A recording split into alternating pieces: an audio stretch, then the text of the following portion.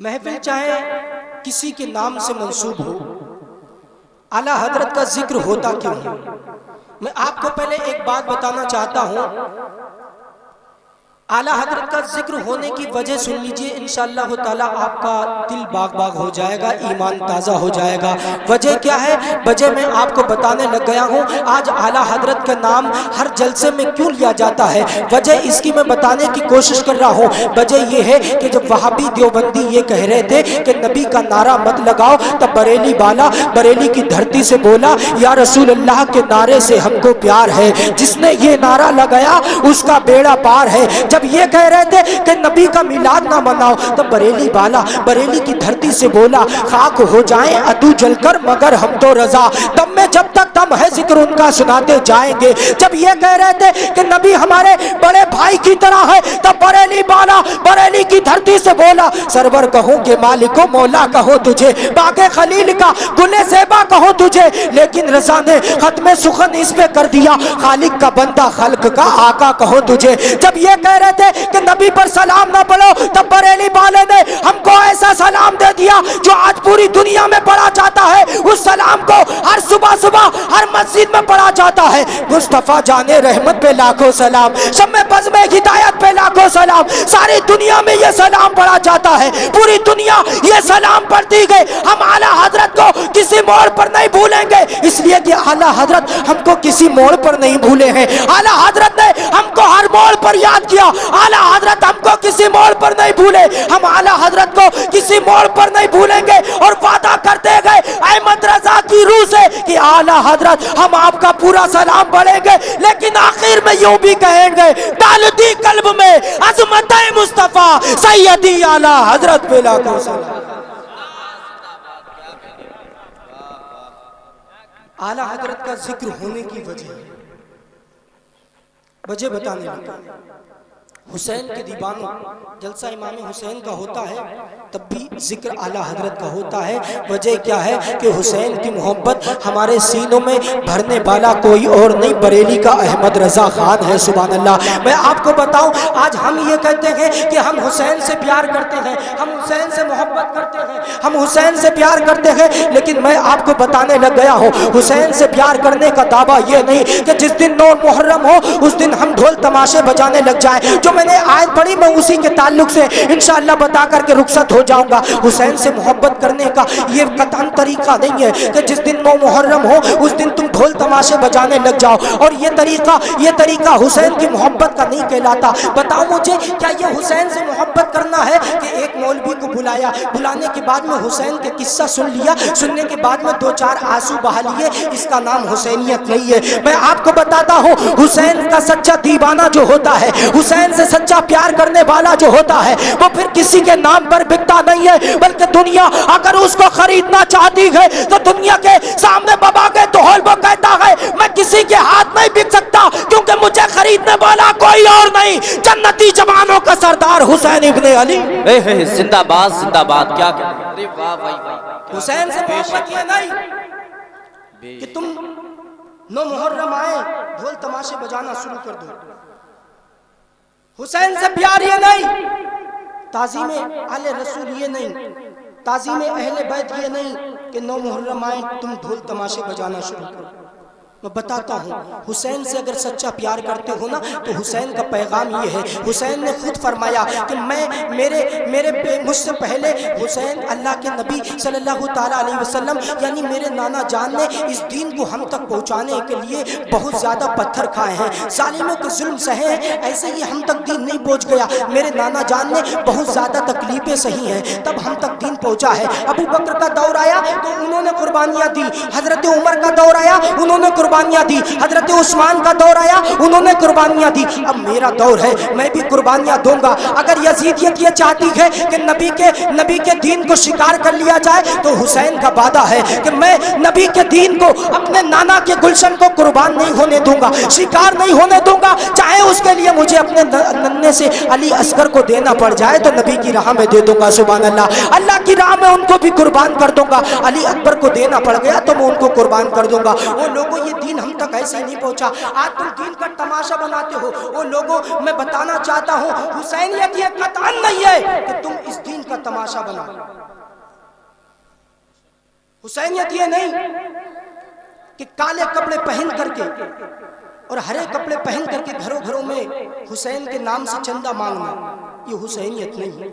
میں بتاتا ہوں حسین سے پیار کرنے کا طریقہ سن لو, ایمان باغ باغ ہو جائے گا. ایک حسین کا دیوانہ ہے. ابھی حسین بچپن کا عالم ہے میرے حسین کا. 6 یا 7 برس کی میرے حسین کی عمر ہے. میرے حسین اپنے نانا جان کی گود میں آ کر کے بیٹھ جاتے ہیں. آج چاروں طرف صحابی رسول کا جھرمٹ لگا ہوا ہے. اب سوچو شہیدوں کا تاجدار, نبیوں کے تاجدار کی گود میں آ کر کے بیٹھ جاتا. سبحان اللہ. حضرت حسین آتے ہیں, آ کر کے حسین اپنے نانا جان یعنی محمد الرسول اللہ کی گود میں بیٹھ جاتے. سبحان اللہ. بیٹھ جاتے ہیں. ایک صحابی کھڑے ہو جاتے ہیں اور کہتے ہیں یا رسول اللہ مجھے ایک شکایت ہے کہ یہ حسین کے سامنے جو بچہ بیٹھا ہے نا, مجھے اس بچے سے شکایت ہے. اس بچے سے شکایت ہے. جب یہ بات میرے نبی سنتے ہیں فرماتے بتاؤ تمہیں کیا شکایت ہے. صحابی عرض کرتے یا رسول اللہ شکایت یہ ہے کہ یہ بچہ جب حسین چلتے ہیں سبحان اللہ تو ان کے قدموں کی مٹی اپنے ہاتھوں سے اٹھا لیا کرتا ہے, اس کو چوم لیا کرتا سبحان اللہ, اس کو اپنے ماتھے سے لگا لیا کرتا ہے یا رسول اللہ, اور اس کو اپنے سر پر ڈال لیتا یا رسول اللہ.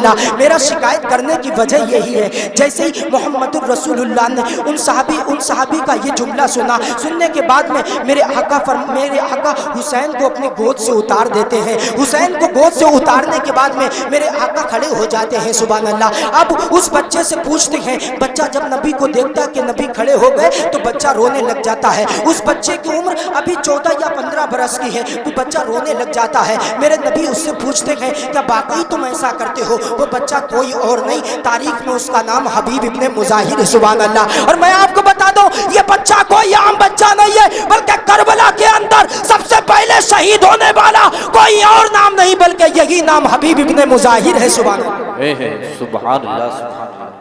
بچے سے میرے آقا پوچھتے ہیں اے بچے بتا تو کیا باقی ایسا کرتا؟ حبیب ابن مظاہر کہتے ہاں میں ایسا کرتا ہوں. آقا فرماتے کیوں ایسا کرتا ہے؟ وہ بچہ کہتا ہے یا رسول اللہ میرا ایسا کرنے کی وجہ یہ ہے کہ میں مجبور ہوں. آقا فرماتے تیری مجبوری کیا ہے؟ وہ بچہ کہتا ہے میری مجبوری یہ ہے کہ مدینے کے اندر ہر کوئی نبی کا دیوانہ ہے, ہر کوئی نبی سے پیار کرنے والا ہے, لیکن نبی سے پیار کرنے والے تو سب ہے لیکن میں تنہا ہوں جو نبی کے آپ کے نواسے کا حضرت حسین کا دیوانہ ہو سبحان اللہ, حسین کا عاشق ہو سبحان اللہ. آپ جو چاہیں آپ مجھے سزا دے دیں. میرے نبی نے سزا دیکھو کتنی پیاری تھی. میرے نبی نے سزا کیا دی؟ وہ بچہ کھڑا ہو جاتا ہے, میرے نبی اپنے بازو کو کھول لیتے ہیں سبحان اللہ, اپنے بازو کو کھولتے گئے اور اس بچے سے کہتے گئے اے بچے تو میری گود میں آ جا اور گود سے چپٹ جا سبحان اللہ. سزا ملتی ہے تو کتنی پیاری سزا ملتی ہے. میرے نبی اس کو گود میں لے لیتے ہیں. لینے کے بعد میں ایک ہاتھ حسین کا پکڑتے ہیں, ایک ہاتھ حضرت حبیب ابن مظاہر کا پکڑتے ہیں. پکڑنے کے بعد میں اللہ کی بارگاہ میں دعا کر دیتے ہیں مولا میں نے اپنے نواسے اور حبیب ابن مظاہر کو ایک کر دیا ہے, ان کو قیامت تک جدا نہ ہونے دینا سبحان اللہ, ان کی محبت کو قیامت تک برقرار رکھنا. سبحان اللہ. تاریخ شاہد ہے میرے نبی کی یہ دعا ہے اور مرتے دم تک حضرت حبیب ابن مظاہر اور حضرت حسین کا ساتھ نہیں چھوٹا سبحان اللہ. کسی اور کی دعا نہیں تھی, یہ دعا میرے نبی کی سبحان اللہ, نبیوں کے تاجدار کی دعا سبحان اللہ. اچھا لگ رہا آپ کے سمجھ میں آ رہا؟ ایکو بیکو زیادہ تو نہیں ہے, سمجھ میں آ رہی بات؟ ماشاءاللہ بالکل زندہ دلی کے ساتھ سنیے انشاءاللہ ایمان باغ باغ ہو جائے گا. اب وہ مجلس برخاست ہو, برخاست ہونے کے بعد میں اب میرے حسین کی عمر 56 برس ہے اور حبیب ابن مظاہر کی عمر ہے 75 برس. جب حضرت حسین نے مدینہ سے کربلا کی طرف سفر کیا, ہجرت کی, تب حضرت حسین نے حبیب ابن مظاہر اپنے یار کو ایک خط لکھا سبحان اللہ بولے سبحان اللہ. اور خط میں کیا لکھا؟ خط میں یہ لکھا کہ میں کربلا اپنے نانا جان کے دین کو بچانے کے لیے جا رہا ہوں, اگر تم چاہتے ہو تو تم بھی میرے ساتھ آ جاؤ. تاریخ گواہ ہے, تاریخ بتاتی ہے میرے حسین بعد میں پہنچتے گئے, پہلے حسین کا دیوانہ حضرت حبیب ابن مظاہر پہلے کربلا کے میدان میں پہنچ جاتے. کیا کہنے, تاریخ شاہد ہے. حضرت حبیب ابن مظاہر پہنچتے ہیں 9 محرم کی رات, سارے دیے بجھا دیے گئے, سارے دیے بجھا دیے گئے. حسین نے حکم دے دیا غازی دیوں کو بجھا دیا جائے. دیے بجھا دیے گئے. حضرت حسین نے ایک خطاب کیا, ایک پیغام دیا اپنے لوگوں کو جو 72 نفوس قدسیہ ان کے ساتھ میں تھے. ان کو ایک پیغام دیا. وہ پیغام کیا تھا؟ وہ پیغام یہ تھا کہ جس کو جانا ہے وہ چلا جائے, جو جانا چاہتا ہے وہ چلا جائے. میں جانتا ہوں کوئی اپنی بوڑھی ماں کو چھوڑ کر کے آیا ہے, میں جانتا ہوں کوئی اپنی جوان بیٹی کو چھوڑ کر کے آیا ہے, میں جانتا ہوں کوئی اپنی دلہن کو چھوڑ کے آیا ہے, میں جانتا ہوں کوئی اپنے چھوٹے چھوٹے بچوں کو چھوڑ کر کے آیا ہے. میں جانتا ہوں جس کو جانا ہے وہ چلا جائے. میں وعدہ کرتا ہوں اس کے جانے سے ناراض نہ ہوگا, بلکہ کل قیامت کے دن اس کا ہاتھ پکڑ کے نانا جان سے شفاعت کراؤں گا. سبحان اللہ. حضرت حسین نے یہ خطاب کر دیا, یہ پیغام دے دیا. دینے کے بعد میں غازی کو حکم دے دیا کہ چراغ کو جلا دیا جائے. چراغ جلا دیے گئے. قسم خدا کی چراغ جلائے گئے. ابھی مجمع کے اندر کوئی بھی بدلاؤ نظر نہیں آیا. بدلاؤ تھا تو بس ایک ہی بدلاؤ تھا. وہ بدلاؤ کیا تھا؟ پہلے سب کی آنکھیں خشک تھی لیکن اب سب کی آنکھیں برس رہی. سبحان اللہ. سارے لوگوں کو جب حسین دیکھتے گئے فرماتے گئے اب تم جاتے کیوں نہیں ہو؟ جس کو جانا ہے تو چلے جائے. وہ مجمع والے لوگ کہتے ہیں اے حسین ہم آپ کو چھوڑ کر کے نہیں جا سکتے. اگر ہم آپ کو چھوڑ کر کے چلے گئے تو کل قیامت کے دن آپ کے نانا جان کو کیا جواب دیں گے حسین؟ اس لیے ہم آپ کو چھوڑ کر کے نہیں جاتے ہیں. اب وہ وہی 75 سال کا بوڑھا حضرت حبیب ابن مظاہر آگے بڑھتے ہیں, اپنی تلوار کو لیتے ہیں, حسین کے قدموں پر رکھ دیتے ہیں. رکھنے کے بعد میں حسین کی بارگاہ میں عریضہ پیش کرتے ہیں اور کہتے ہیں اے حسین اگر آپ یہ چاہتے ہیں کہ ہم آپ کو چھوڑ کر کے چلے جائیں تو ہرگز ہم آپ کو چھوڑ کر کے نہیں جائیں گے. آپ چاہے تو میرا سر قلم کر دے, میری گردن کو اڑا دے, لیکن ہم آپ کو چھوڑ کر کے نہیں جا سکتے.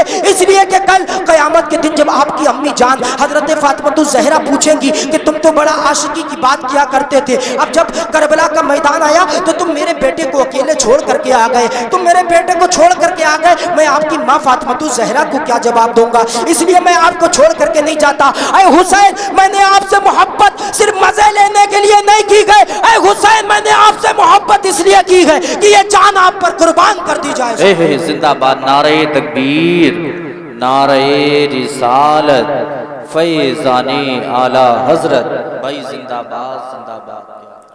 یہ جان آپ پر قربان کر دی جائے. یہ جملہ حبیب ابن مظاہر کہتے ہیں. کہنے کے بعد میں اپنی داڑھی کو ہاتھ میں لیتے ہیں. لینے کے بعد میں کہتے ہیں اے حسین اگر آپ کو یہ لگتا ہے کہ یہ 75 برس کا بوڑھا جس کے بال سفید ہو گئے ہیں وہ میدان کارزار میں کیا لڑے گا, اس لیے اگر آپ مجھ کو بھیجنا چاہتے ہیں تو وہ بوڑھا حبیب ابن مظاہر اپنی داڑھی کو ہاتھوں میں لے کر کے حضرت حسین سے عرض کرتے گئے اے حسین اگر آپ کو یہ لگتا ہے کہ میرے اوپر بڑھاپا آ گیا تو سن لیجئے آپ کے علی اصغر کربلا کے میدان میں بعد میں جائیں گے, یہ بوڑھا پہلے جائے گا. سبحان اللہ. آپ کے علی اکبر میدان میں بعد میں جائیں گے, یہ بوڑھا پہلے جائے گا. اے حسین جب تک یہ جان ہے انشاءاللہ تعالی میں آپ کا پیچھا چھوڑ کر کے جانے والا نہیں ہوں. کیا کہنے بھائی, زندہ باد, زندہ باد. اب حضرت حسین رضی اللہ تعالی عنہ نے حکم دے دیا کہ جاؤ آج آخری رات ہے, جس کو جو عبادت کرنی ہو وہ عبادت کر لے, جس کو جو اللہ سے مانگنا ہے وہ مانگ لے. یہ میں جانتا ہوں کہ یزیدی میرے خون کے پیاسے ہیں, یہ میری جان کے پیاسے ہیں, اس لیے اے لوگوں, اے میرے دوستو, تمہیں جانا ہے تو چلے جاؤ, اللہ رب العزت کی عبادت کرو جا کر کے. سارے لوگ چلے جاتے ہیں. حضرت حسین بھی سجدے میں گر جاتے ہیں. گرنے کے بعد میں حضرت حسین رضی اللہ تعالی عنہ ایک دعا مانگتے ہیں. وہ دعا کوئی اور نہیں, میرے حسین یہ نہیں کہتے اے اللہ تو میری بہن کی جان کو بخش دے, اے اللہ تو میری بہن کی عزت کو بچا لے, اے اللہ تو میرے بیٹوں کو بچا لے, بلکہ حسین ایک دعا کرتے گئے اور وہ دعا یہ کرتے گئے کہ اے اللہ مجھے صبر دینا جب میں نانا کے دین کے لیے اپنی جان کو لٹاتا ہوں. تاریخ شاہد ہے دنیا کے اندر ایسا صبر کرنے والا آج تک کوئی بچہ پیدا ہی نہیں ہوا. سبحان اللہ, سبحان اللہ. حسین جیسا صبر کرنے والا کوئی بچہ آج تک پیدا نہیں. میرے آقا حضرت حسین دعا کرنے کے بعد میں اب فجر کا وقت قریب آ جاتا ہے. فجر کا وقت قریب آتا ہے. حضرت حسین علی اکبر سے فرماتے ہیں اے علی اکبر میرے بابا جان یعنی حضرت مولا علی مشکل کشا کا یہ معمول تھا کہ جب بھی اذان پڑھنے کا حکم دیتے تھے تو اپنے بڑے بیٹے حضرت حسن کو دیتے تھے، اور میرے بڑے بیٹے علی اکبر تم ہو، جاؤ کربلا کے میدان میں جاؤ اور اذان پڑھ کے آؤ۔ سبحان اللہ، بولو یار سبحان اللہ، بولو حسین کے نام پر بولو یا حسین، یا حسین، جاؤ اذان پڑھ کے آؤ۔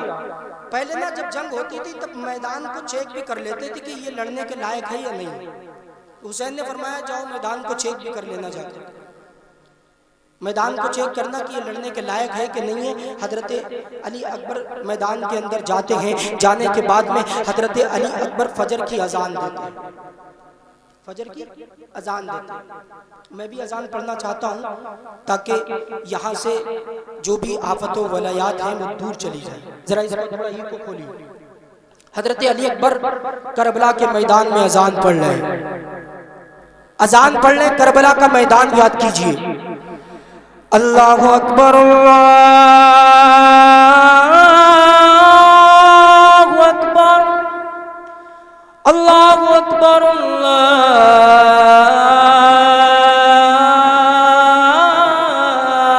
اکبر، اشہد ان لا الہ الا اللہ، اشہد ان لا الہ الا اللہ، اشہد ان محمد رسول اللہ، اشہد ان محمد رسول اللہ، حی علی الصلاة، حی علی الصلاة، حی علی الفلاح، حی علی الفلاح، اللہ اکبر اللہ اکبر، لا الہ الا اللہ۔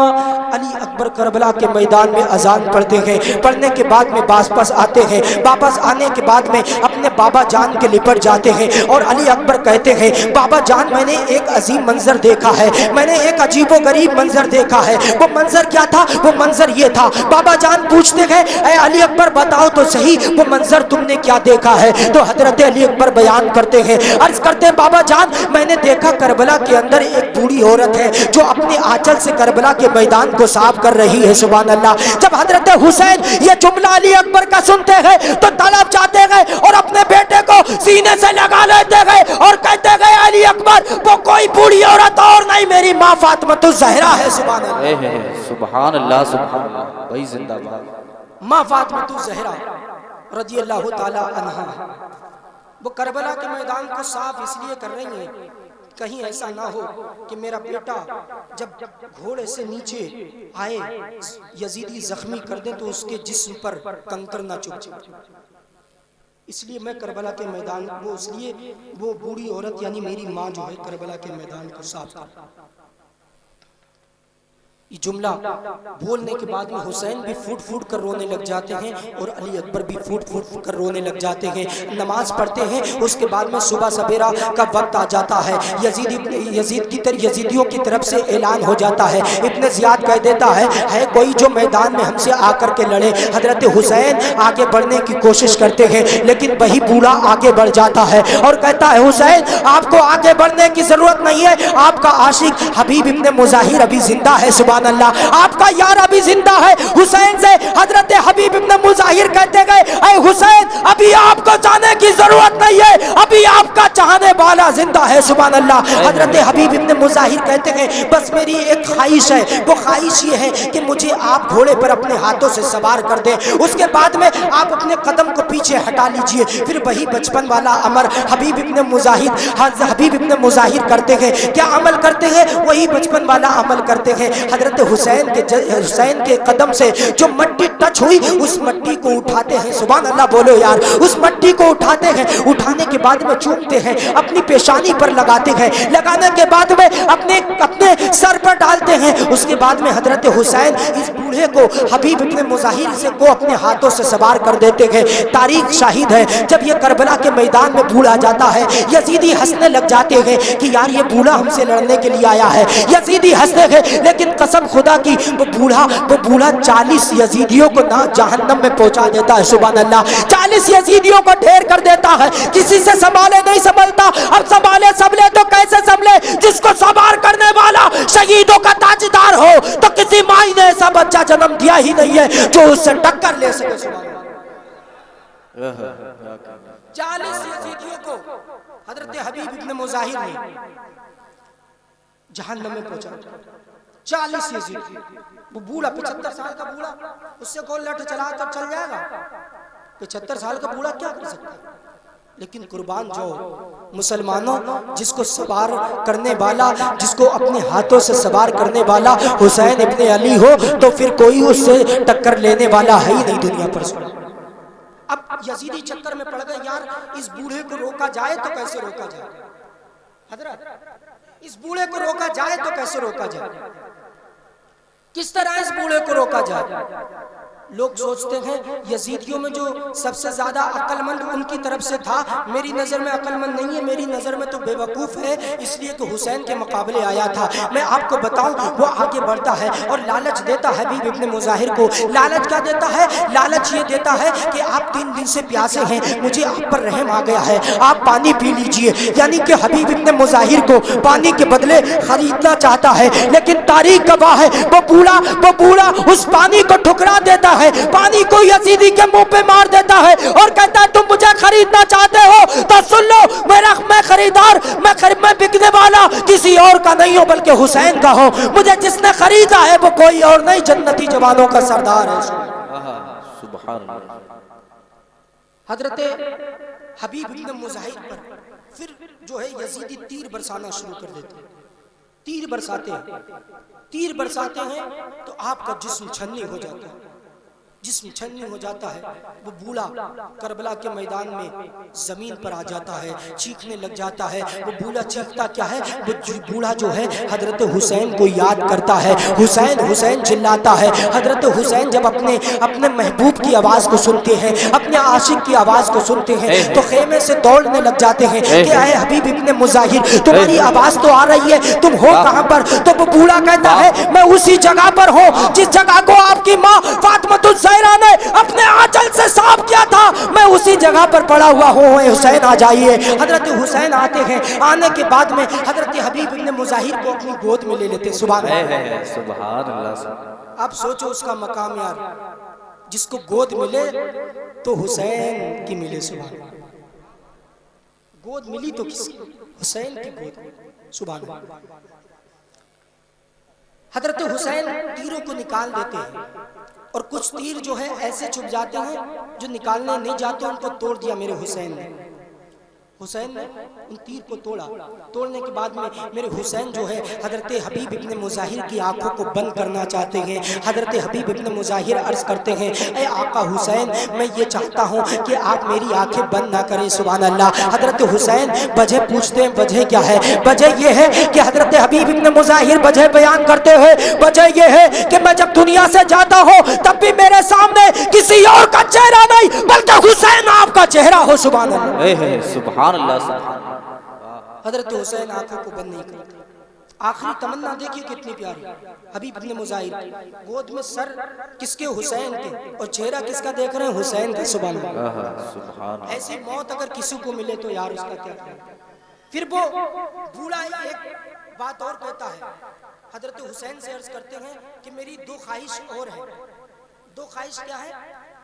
ایک خواہش یہ ہے کہ اے حسین، جب میں اس دنیا سے چلا جاؤں تو آپ میرے سر کو اپنی گود میں رکھنے کے بعد میں نانا کے گنبد کی طرف منہ کر لینا اور نانا سے عرض کرنا اے نانا جان، میں اپنے یار سے راضی، یعنی حبیب ابن مظاہر سے راضی ہو، اے نانا جان آپ بھی میرے یار سے راضی ہو جائیے۔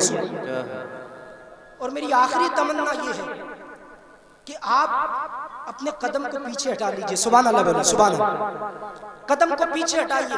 پھر سے میں وہی بچپن والا عمل کرنا چاہتا ہوں۔ بچپن والا عمل کیا ہے کہ آپ اپنے قدم کو پیچھے ہٹائیے. حضرت حسین اٹھ جاتے ہیں, اٹھنے کے بعد میں اپنے قدم کو پیچھے ہٹاتے ہیں. پھر حبیب ابن مظاہر حضرت حسین کے تلبے سے جو مٹی ٹچ ہوئی اس کو لیتے ہیں. لینے کے بعد میں اس کو چومتے ہیں. سبحان اللہ. چومنے کے بعد میں حسین کے قدم سے جو مٹی ٹچ ہوئی اس کو اپنے ماتھے پر ملتے ہیں, اپنے سر پر ڈالتے ہیں. ڈالنے کے بعد میں یہ عمل کرتے ہیں اور آپ کی روح پرواز ہو جاتی ہے. حضرت حسین جو ہے دعا کرتے ہیں, حضرت حسین دعا کرتے ہیں, ان کی روح پرواز ہو جاتی ہے. انا للہ و انا الیہ راجعون. دیکھیے پرواز روح ہوئی تو کہاں پر ہوئی؟ حسین کے زانوں پر سر رکھا ہوا ہے. اب بریلی سے آواز آتی ہے, کر بکتے اجل سر تیری چوکھٹ پہ دھرا ہو, جتنی ہو قضا سب ایک ہی سجدے میں.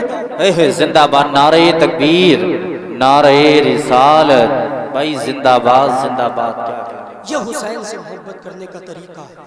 یار ہمارا حال کیا ہو چکا ہے, آج ہم کیا کرنے لگ گئے یار حسین کے نام پر. ہم نے ایسی چیزیں عائد کر دی, ایسی چیزیں اپنے اوپر لازم کر لی کہ وہ لوگوں یہ حسینیت نہیں ہے. میں آپ کو بتانا چاہتا ہوں حسین سے پیار کرنے والوں کے لیے لازم یہ بھی ہے کہ وہ حسین کی آل سے پیار کریں. بولیے سبحان اللہ. یعنی آل رسول کی عظمت جانتے ہو؟ آل رسول کی عظمت اگر آپ کو جاننا ہے تو پھر دربار رضا میں چلیے. سبحان اللہ.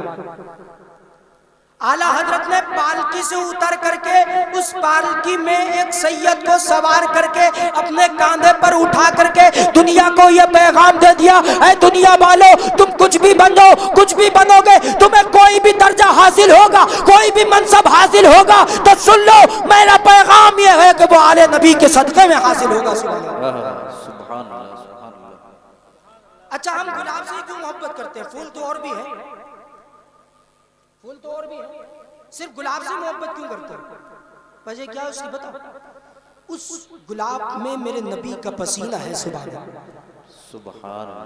اب گلاب سے اس لیے محبت کرتے ہیں کہ اس گلاب میں میرے نبی کا پسینہ ہے, تو سید طاہر میاں آل رسول ہے, ان سے محبت کیوں نہ کرے؟